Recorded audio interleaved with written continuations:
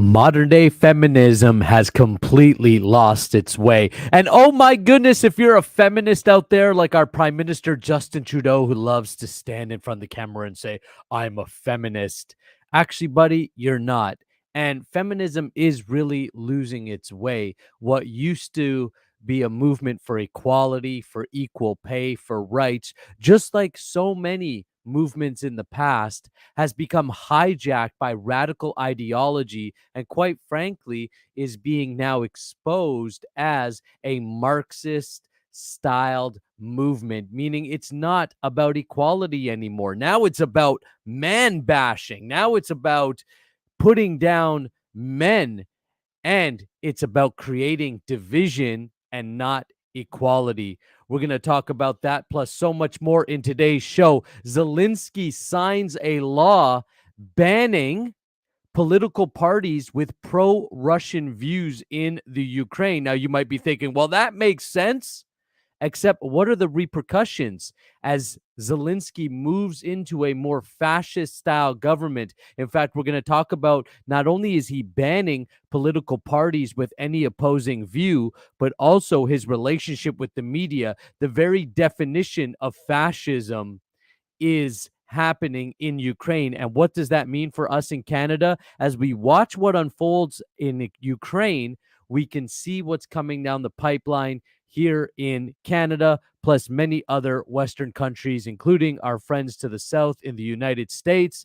We have a huge battle against us, plus so much more in today's episode of the Nicholas Pereira Show. By the way, if this is your first time tuning in or first time listening, I so appreciate it. My name is Nicholas Pereira. I am your host for this show. I am the founder of the Canadian Unity Project. If you're not a member of the Canadian Unity Project, let me just click that little button and I'll leave the link in the comments below. Go become a member. The Canadian Unity Project is on a mission to build the nation's largest database for self-sufficient living. Why are we doing this? Because it is the true solution. I ran with the People's Party of Canada. I've been involved politically. I've been involved with the freedom rallies. I've traveled all across Atlantic Canada speaking and promoting freedom. But here's the deal. We are going through a socialist era in Canada. Largely, the West is falling towards this very socialist ideas, this radical ideologies about big government and the government should do everything, and we've lost our way. And the way back or the way out is to become self-sufficient. You see, governments and big corporations, they've become one. That's the very definition of fascism, and that's what we're living through. Headed up by organizations like the World Economic Forum and the UN and the World Health Organization. I don't know, by the way, just a little side note, if you guys know, the UN just made an announcement saying that they signed an official collaboration, an official deal, if you will, with Klaus Schwab and the World Economic Forum to speed up Agenda 2030. That's either one of two things. Either it's because they're losing grip, so now they have to try to go quicker to make sure that their world domination plan happens, or they see that they actually have the path to doing this and they want to speed it up before too many people wake up. Regardless, it is bad news for me and you if this happens. If Agenda 2030, which now they want to speed up. So what are we talking? Agenda 2023, Agenda 2026? We don't know, but we do know that if it happens and it goes full on, we're talking about a cashless society, a full-on social credit system. We're talking about mandatory vaccinations for everybody, whether you like it or not. All the leftist pro-body, my choice, my body, all of that kind of nonsense out the window. Of course, unless you want to kill babies, that's okay. I mean, that's totally fine, of course. You know, you can have your choice, your body without consequences. But hey, if you want to have a choice of what medical procedures happen to your body, that won't be allowed. They want to speed this up. And so the Canadian Unity Project is part of the solution, equipping you to become self-sufficient by learning to grow your own food, by learning to thrive, not just survive, but thrive through these trying times, you will be a true rebellion, a true rebel, right? Why?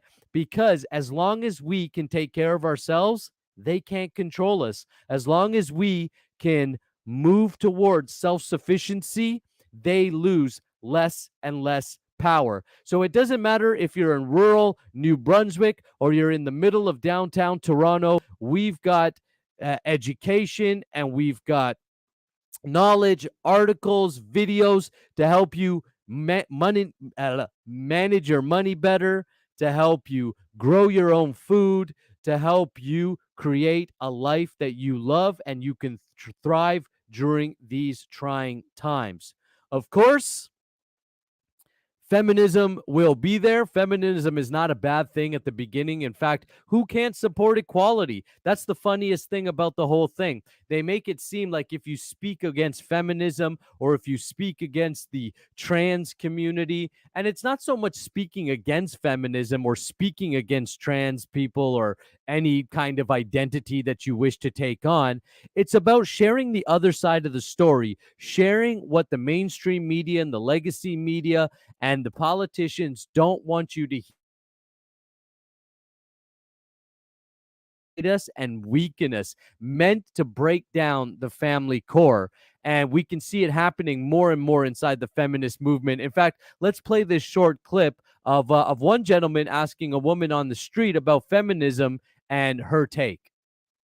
Has modern day feminism lost its way? I just feel kind of sad seeing what once was fight for equality become bashing people because they're guys. I go on TikTok a lot. You see really bad comments like, all men should just die, we don't need men, we can just take their semen and dip. And let's say, for example, there was a young person who was watching this and they're falling down that rabbit hole on TikTok of male bashing. What would you say to that person to perhaps open their eyes to this isn't the appropriate way forward? I would have been really interested actually to hear her response. I love the question. What would you say to younger folks or people on TikTok or people who are going down this male bashing kind of bandwagon? Well, first of all, men and women are both required for civilization to continue. I mean, to think that you don't need men and you can just, we'll just take their semen and, we'll dip. First of all, it is still acknowledges that you need men then because you need their semen. You need their reproductive abilities. And I don't care how much you twist the so called science, that is a fact. The fact is that we are complementary. Masculine and feminine energy are complementary. Men and women are complementary. That's not just a human construct or a social construct that the radical left likes to use. That is nature. If you look at every species in nature, from the aquatics to the animal kingdom, even the plants themselves, there is a male aspect and a female aspect. These two things complement each other. And unless we learn to get along and appreciate each other and see that there are differences between a man and a woman, and that's okay. Feminism used to be about equal pay. It used to be that if a woman could do the same job as a man, that she should get the same amount of money. It used to be that women shouldn't be harassed in the workplace. Women shouldn't just be objectified as sexual objects. But now some people are saying that's what's empowering. OnlyFans is what's empowering. Women showing themselves for $5 is now empowering. And hey, have at it. I'm not telling you not to do that, but stop trying to put that in the category of what feminism used to be. It's really simple. Men and women complement each other. Does that mean if you're gay or bisexual or non-binary or whatever the heck you identify, does that mean you shouldn't be included or that you should be somehow discriminated against? Absolutely not. But does it mean that we should deny the fact that men and women have biological differences, like a woman can give a baby and a man cannot? No amount of science twisting is going to ever, rearrange that truth. We shouldn't shy away from the truth. Men and women are both required to have civilization, to have strong families, to have babies, and both are needed. So, this idea that women are better than men or men are better than women is absolutely absurd. And it's crazy that this kind of nonsense is being perpetuated in our schools. But hey, there's all kinds of nonsense being perpetuated in our schools. And that's again why we're encouraging you to homeschool, or we're encouraging you to go back into community education learning centers. And that's what we're doing at the Canadian Unity Project. So, again, the link for the Canadian Unity Project is in the comments below if you're watching on Facebook or on our Canadian Unity Project YouTube channel. If you're listening to the podcast, it's in the show notes. Send me a message if you can find it. We'd love to have you become a member. You're becoming a member for as little as $5 a month not only gets you access to exclusive content, but it also plugs you into a community of like-minded people, and it helps us continue to grow the Nicholas Pereira Show, have events, and continue to spread this message of freedom. Of course, the radical left uses tolerance or the word intolerance. You're not being tolerant. If you have an opinion that goes against the mainstream narrative, like men can have babies, well, Nick, you must be a bigot. You must be a misogynist. You think that modern feminism has lost its way. Well, I'm not a bigot and I'm not a misogynist, but I do enjoy the truth. And the truth is the truth. In fact, there's this clip from Jordan Peterson butting up against this same type of rhetoric that I've been butting up against the radical trans agenda. Let's take a look. I think people have very differing views. A lot of people just want to tolerate it and say this is fine. Tolerate what? Tolerate what? Castration and double mastectomies for 13-year-olds? Well, yeah, no, seriously, oh, yeah. man. That's crossed the line. That is not tolerance. In some that sense. is an inexcusable silence on the part of the majority, the vast majority, who knows this to be wrong in the deepest possible sense.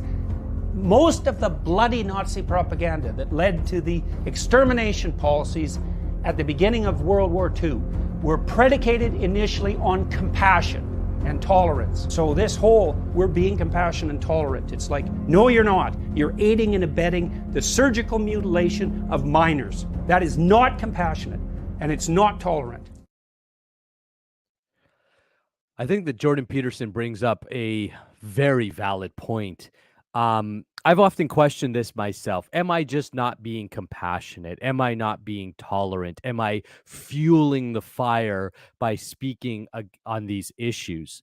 And I know it'd be a lot easier just to stay quiet about it. I wouldn't get so much hate mail and so much, so much distress from, members, neighbors, people in our own community. But here's the deal. I truly believe that it is not being intolerant. It is standing for truth. And we must stand for truth, whether it's popular or not. Because if nobody stands for truth, if in the name of tolerance, what we're really doing is just becoming bystanders, where we're afraid to say anything, we're afraid to have an opinion, we're afraid to speak out on what we see is wrong. Mutilating children, kids 3, 4, 5, 6 years old being exposed to hormone therapy because they played with a doll and woke mom said, oh, maybe you might be a different gender. And I read an article that said science says you could be a different gender. Go ahead, have hormone therapy. This is insane. We are trying to play God. We are trying to mess around with nature's way, and somebody has to defend it. And it shouldn't be the small majority of us. It should be every single one of us who know that this is wrong, speaking out. There's way more of us that know that this is wrong. But what it is that we become afraid. And this is exactly what Nazi Germany was like. Now, you might say, how do you know that? You didn't live through it. You're right. I didn't live through Nazi Germany, but I read about Nazi Germany. I've watched many documentaries about it. And from what they say, this is what it was like. It's the same tactics that are being used. If we stay silent on these issues in the name of tolerance, tell me, who is going to stand up for your children?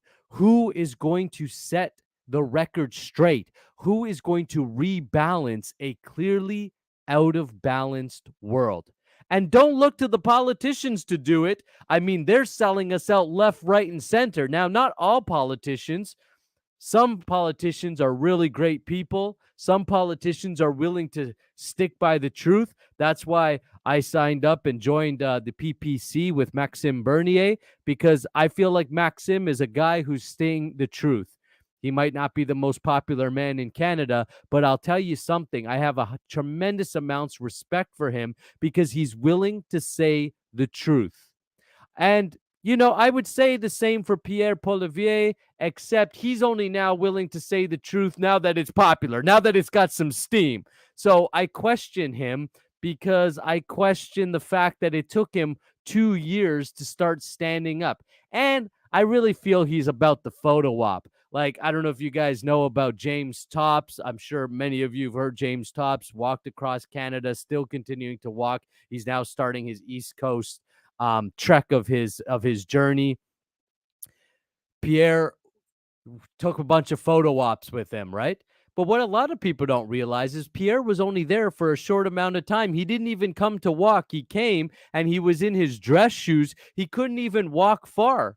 He wasn't prepared to walk the 22 kilometers or whatever it was to finish the road. He literally showed up, did a couple photo ops, and left. And then people want to make him out to be the hero. Oh, Pierre standing for freedom. Where was he over the last few years when we were marching in the streets, when we were protesting, when our friends were being arrested for not wearing their masks, even though they had valid medical exemptions? Where was Pierre when the judges here in New Brunswick and all across Canada were corrupted and following these draconian mandates, knowing that they were breaking the law, our Charter of Rights and Freedoms, our Constitution?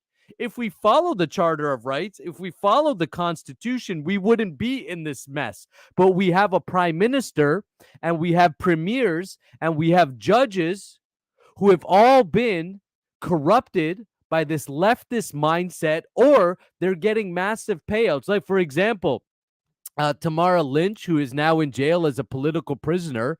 What many people don't know is the judge who deemed her a danger to Canada, a danger to society, was also a Liberal contributor, donating over $20,000 to the Liberal Party of Canada. Tell me that's not a conflict of interest when you have the sitting judge who is a known contributor to the Liberal Party, and she becomes a political prisoner. And it's not just happening here in Canada.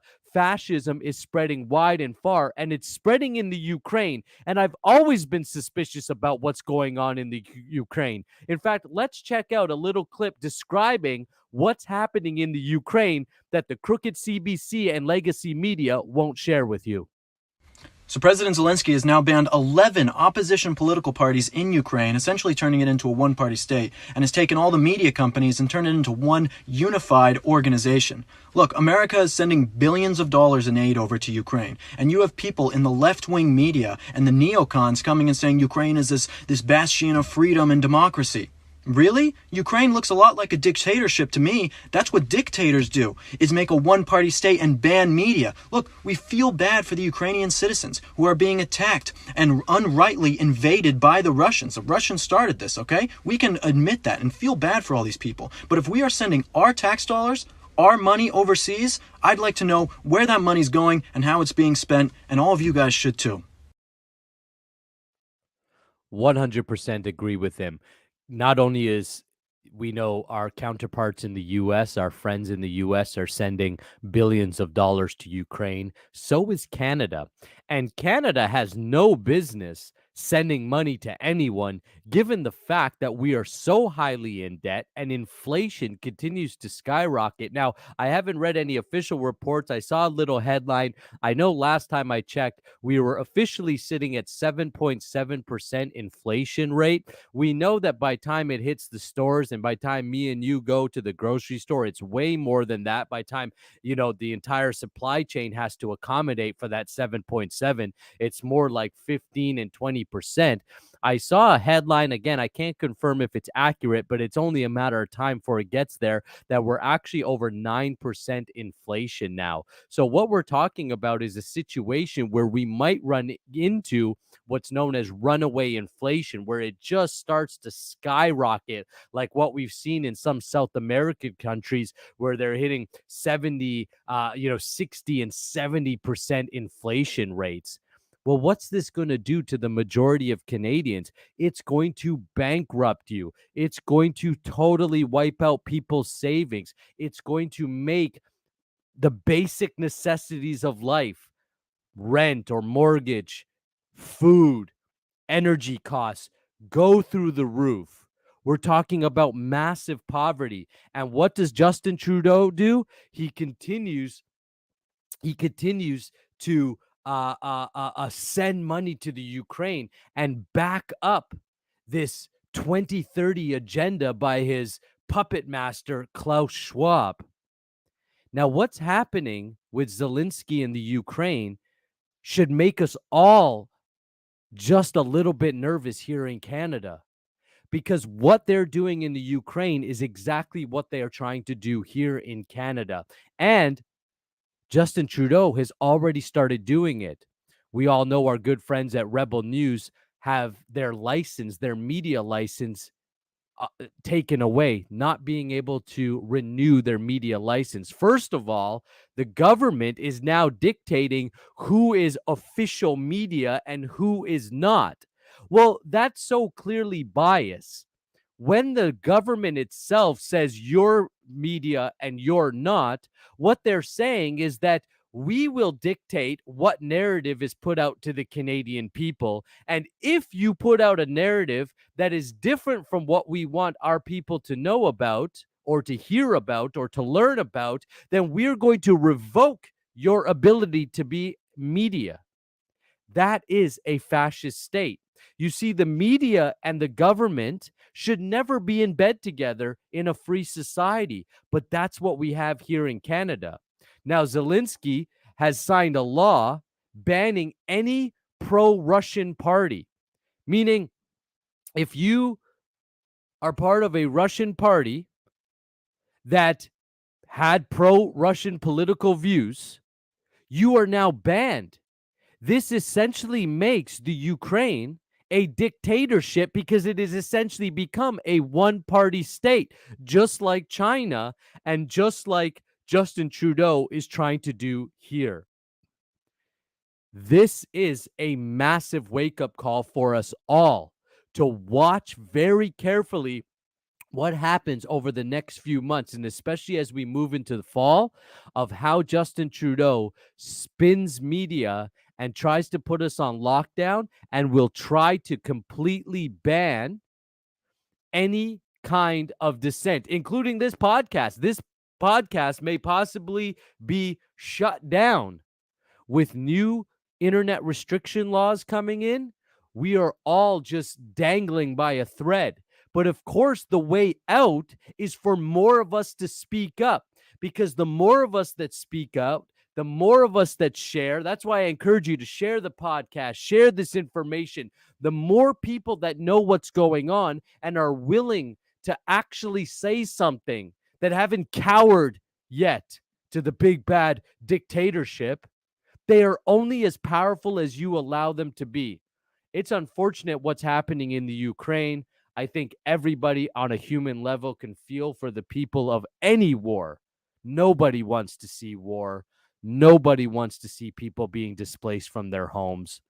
But at the same time, we've made Russia out to be this big, bad boogeyman, like it's still the Cold War era, instead of doing the right thing, which is minding our own business, as Canada usually does, being a peacekeeper. We've now chosen sides instead of being the peacekeepers that we've always had a great reputation for being. And now we're supporting a dictatorship, all in the name of democracy. Well, that's not democracy. If there's a one-party system, how can that be democracy?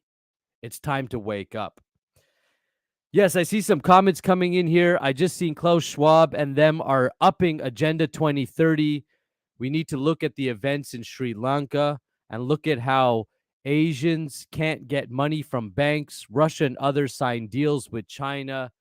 Yes, it is absolutely insane. That is why, again, I'm a big proponent of going back to the gold standard.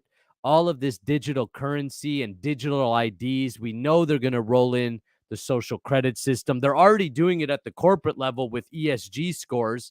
That's environmental social governance, where companies are not just held to their business plan and their profit margins anymore. Now they're being held to, well, how inclusive are you? And of course, they're dictating what's inclusive. If you have a Christian viewpoint and you're running your business and have a Christian viewpoint, that's not inclusive.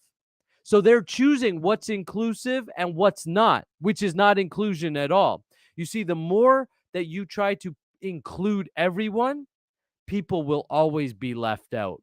The fairest thing to do is for governments to stay out of those issues, because this government isn't just interested in a financial takeover. They're interested in an ideology takeover. They're interested in making sure that not only is there that they become the most powerful people in the world, which they generally already are. So I don't know how much more powerful they need to be, but apparently there's always more. They want you to believe what they believe. They want you to believe that the government and the state is everything and is the ultimate authority. And that's why totalitarian states, fascist states, always wage war against religious institutions. Christianity being the biggest one being persecuted right now. It's okay for you to have an opinion. I know the world right now wants you not to have an opinion. Cancel culture doesn't want you to have an opinion. But I really appreciate the amount of people that are part of the gay community and the LGBTQ plus community that are standing up and saying enough is enough. In fact, there's this really interesting Instagram account that I've connected with. That is, it's quite interesting. It's called Gays. Let me just get the right name. I want to make sure I get it right. You can look them up on Instagram. Gays Against Groomers, and they're a gay community speaking against all of this. 3-year-olds. I saw a video of a 3-year-old at a drag show putting money into the drag show, and the drag queen was holding this 3-year-old and laughing, happy birthday, blah, blah, blah, seems so innocent. And the 3-year-old's holding money up. And then the drag queen goes, is that for me? And the 3-year-old gives the drag queen money, and the drag queen takes the money. He's like, oh, happy birthday. That's grooming children. That's not anti-LGBTQ. That's grooming children. And you don't need to be gay or lesbian or trans to know that's grooming children. Let's take a look at what one gay gentleman has to say about having an opinion about the gay community. I'm so tired of seeing people tell other people that they aren't allowed to speak on an issue because they aren't a member of a certain group.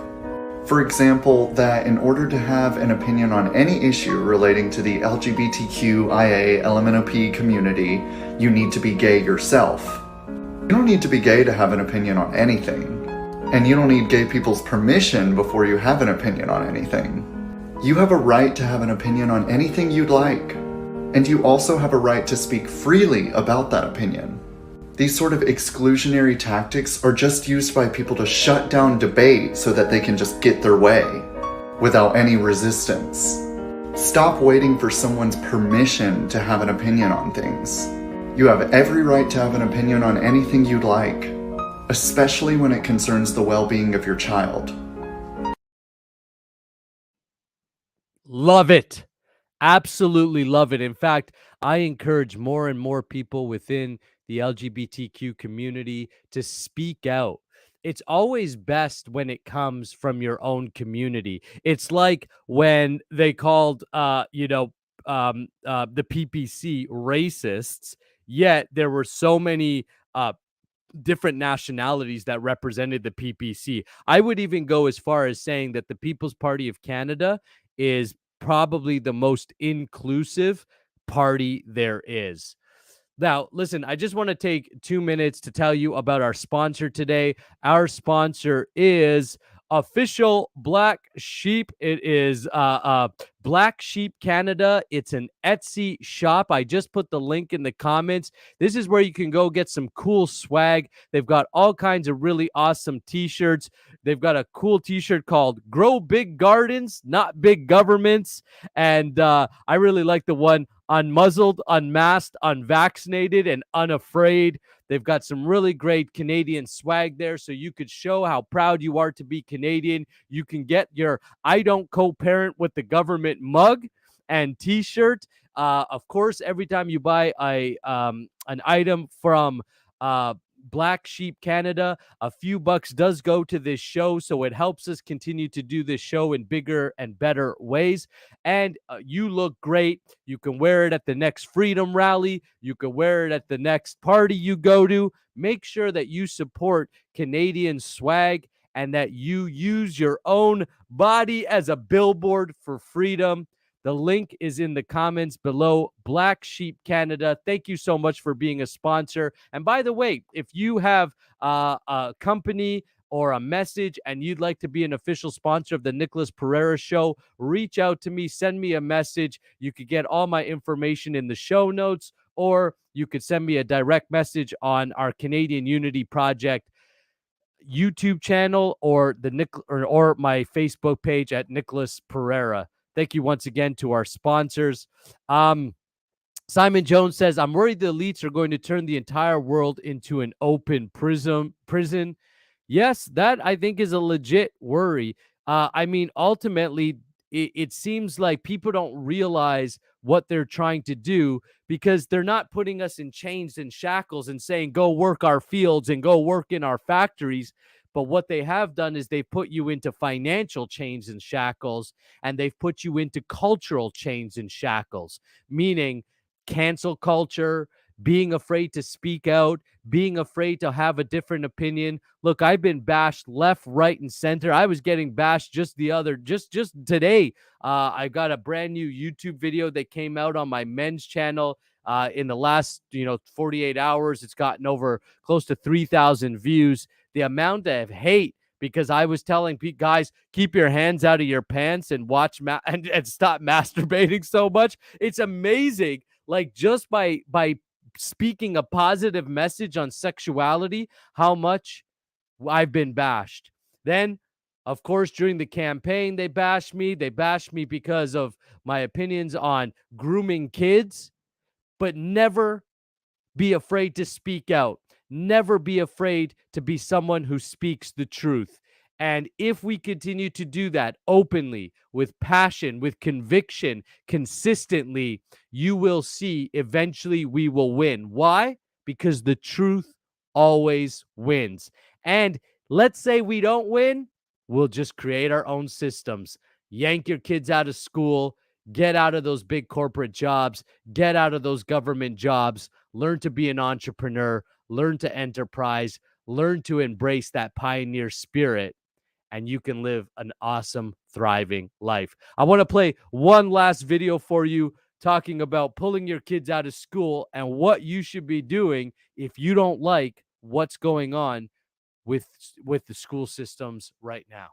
Be careful about what school you put them in. If you're like, oh, I don't like what that school's teaching my kids. I don't like their teacher. That teacher is teaching your kids for like 9 to 3, 5 days a week. You don't like that? Find a different one. To be fair, public schools, it's tricky. And I didn't grow up now. Nowadays, it's worse. But I remember my dad took me out of class and be like, oh, you're staying home this week. And I later found out those were the more like the politically correct weeks where guest speakers would come in and teach you. And my dad was just like, nah, staying home this week. The kids aren't going to know anything that isn't told to them. I just just find it funny that all these people come and talk about indoctrination and they say, oh, you want to homeschool your kids or you want to make your kid a Christian, you want to indoctrinate them with those values. And it's like, in a way, yes, not indoctrinate, but I want to give my kids these values. I don't care about what you think about me, leftist. I want to push these values on my kids to make them good people. And then if you send them to public school, then they're just indoctrinated by the government. So would I rather have them be indoctrinated by me or indoctrinated by you, teacher? It seems pretty obvious.